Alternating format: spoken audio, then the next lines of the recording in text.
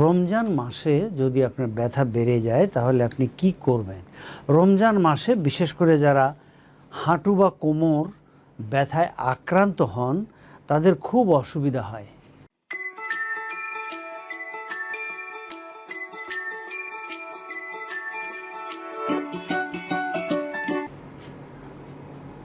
এবং তারা দীর্ঘ সময় বসে দাঁড়িয়ে নামাজ পড়তে হয়, দীর্ঘ সময় বসে থাকতে হয়, অনেকবার সেজদা করতে হয়। সেজন্য আপনার কোমর এবং হাঁটু ব্যথায় যারা ভোগেন তাদের জন্য অনেক কষ্ট হয়। সুতরাং কোমর এবং হাঁটু ব্যথায় যারা ভোগেন তাদের বাড়তি সতর্কতা দরকার। চলুন জেনে নেই আমরা কি কি করতে পারি। রমজান মাস নিয়ামতের মাস। আল্লাহ পাক এই রমজান মাসের সমস্ত নিয়ামত আমাদেরকে দান করুন। রমজান মাসে ব্যথার ওষুধ সেবনে বাড়তি সতর্কতা অবলম্বন করতে হবে। যেমন সারা দিন আপনি কোনো ওষুধ খেতে পারবেন না, তো সুতরাং রোজা রাখায় ব্যথার ওষুধ আপনার খাওয়া যাবে না। সেজন্য আপনাকে ব্যথার ওষুধ না খেয়ে কীভাবে ব্যথা নিরাময় করা যাবে সেই চিন্তা করতে হবে। ব্যথা নাশকের চেয়ে ফিজিওথেরাপি অনেক বেশি কার্যকর এই সময়ে।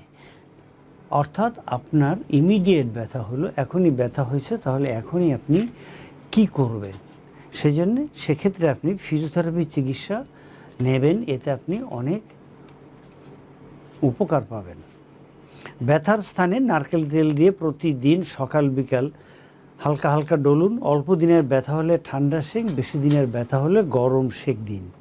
এক্সারসাইজ করুন, উপরে শুয়ে থাকুন, 2 হাঁটু ভাঁজ করে বুকের দিকে টানুন। এগুলো আপনি আমাদের ইউটিউব চ্যানেলে পাবেন, ওখান থেকে দেখে নেবেন। এছাড়া রমজান মাসে যারা দীর্ঘ সময় ঘাড় নিচু করে কোরআন তেলাওয়াত করেন তাদের ঘাড়ের ব্যথা বেড়ে যায়। তাদের ঘাড়ের ব্যথার ব্যায়াম নিয়মিত করতে হবে। একই পোস্টারে বেশি সময় থাকা যাবে না। অর্থাৎ আপনি সামনে ঝুঁকে অনেকক্ষণ কোরআন পড়ছেন, আপনি ঘাড়টাকে উঁচু করেন, চিনটাকে ভিতরে নেন, 2 হাত মাথার পেছনে দেন এবং এরকম চাপ দেন অ্যান্ড হোল্ড ইট ফর 5 বার সুবহান আল্লাহি ওয়া বিহামদি পড়ার যে সময় ততক্ষণ হোল্ড করেন, অথবা 1001 থেকে 1005 গুনেন। এই কাজগুলো আপনারা করবেন। You must change the poster, একটানা কোরআন পড়বেন না। কোমরে বেল্ট পরে বা হাঁটুর যে ক্যাপ আছে নি ক্যাপ পরে নামাজ পড়বেন না, এতে অস্বস্তি আরও বাড়তে পারে। সঠিক ফিজিওথেরাপি চিকিৎসা বা ব্যথা নিয়ন্ত্রণ করে আপনার স্বাভাবিক জীবন ফিরিয়ে আনতে হবে।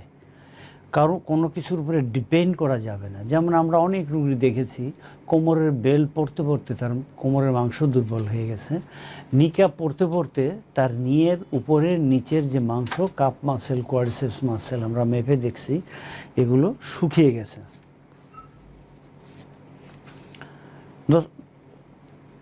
দর্শক, তাহলে আমরা কি বলতেছিলাম? কোমরের ব্যথায় আপনি কি করবেন?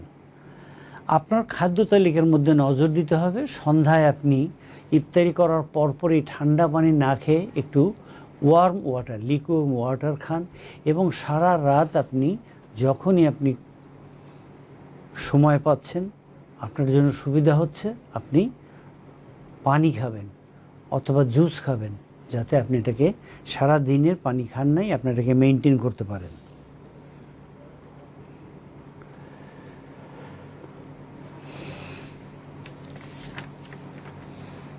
ডালিম এবং ওটস খুব শরীরের জন্য খুব উপকার।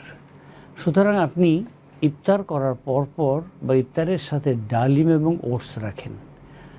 অনেক ভাজা পোড়া না খেয়ে আপনি ওটস খান, তাতে আপনি অনেক ভালো বোধ করবেন।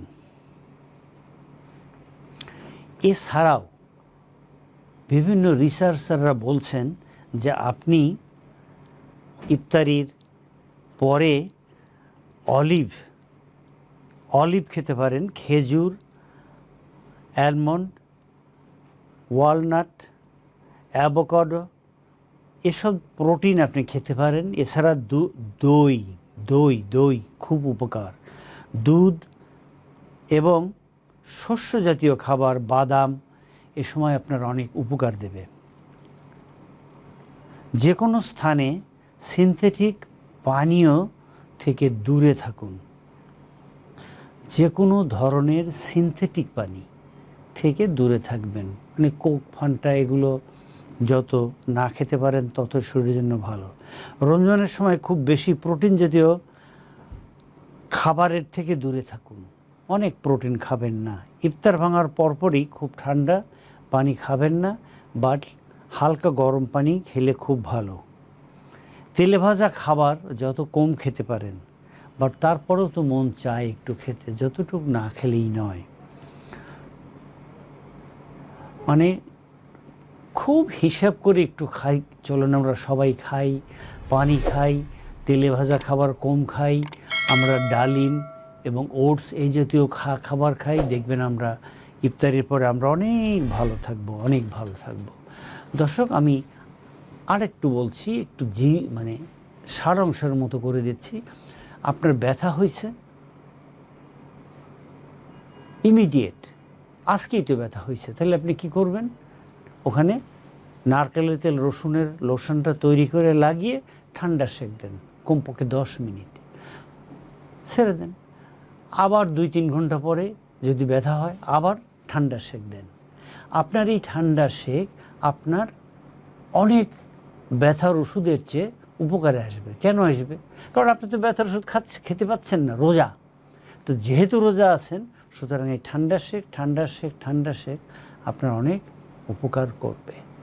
দর্শক, এই ছিল আমাদের আজকে টিপস, রমজান মাসে ব্যথা বেড়ে গেলে কি করবেন।